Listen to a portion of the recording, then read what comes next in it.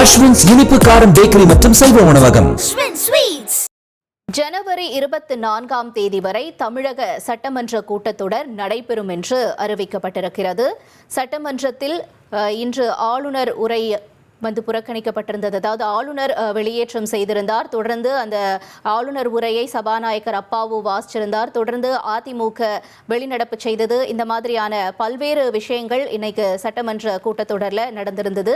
இந்த நிலையில தற்பொழுது இந்த கூட்டத்தொடரானது ஜனவரி 24ஆம் தேதி வரை நடைபெறும் என்று அறிவிக்கப்பட்டிருக்கிறது. இதில் பல்வேறு விவாதங்கள் நடைபெறும் என்றும் எதிர்பார்க்கப்படுகிறது. எதிர்க்கட்சிகளும் குற்றச்சாட்டை வைக்கும். தொடர்ந்து சட்டமன்ற உறுப்பினர்கள் தரப்பிலும் அதற்கு விளக்கங்கள் கொடுக்கப்படும். இவ்வாறாக இந்த சட்டமன்ற கூட்டத்தொடர் ஜனவரி 24ஆம் தேதி வரை நடைபெறும் என்று தெரிவிக்கப்பட்டிருக்கிறது. முக்கிய செய்தியாக நாம் பார்த்தோம்.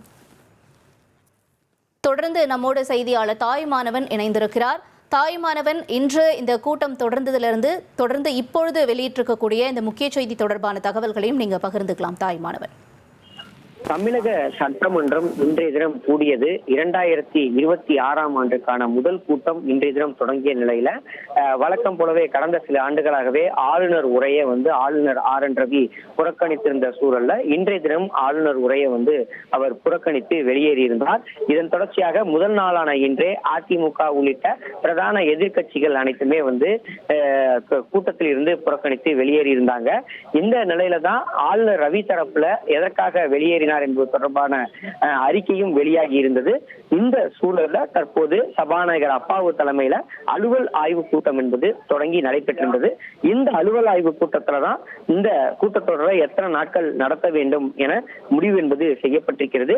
மறைந்த MLA பொன்னுச்சாமிக்கு சட்டசபையில இரங்கல் தீர்மானம் நிறைவேற்றுவது முதல் தொடர்ந்து அடுத்த கட்டமாக எத்தனை நாட்கள் இந்த அலுவல் ஆய்வு கூட்டத்துல இந்த கூட்டத்தொடர் நடத்த வேண்டும் என்பது தொடர்பான ஆய்வுகள் என்பது மேற்கொள்ளப்பட்டு தற்போது அதற்கான அனுமதி என்பது வழங்கப்பட்டிருக்கிறது.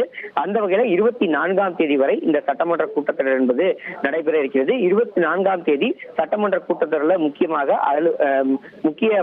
ஆளுநர் உரை மீதான நன்றி தெரிவிக்கும் தீர்மானம் என்பது நடைபெற இருப்பதாக தகவல்கள் என்பது வெளியிடப்பட்டிருக்கிறது.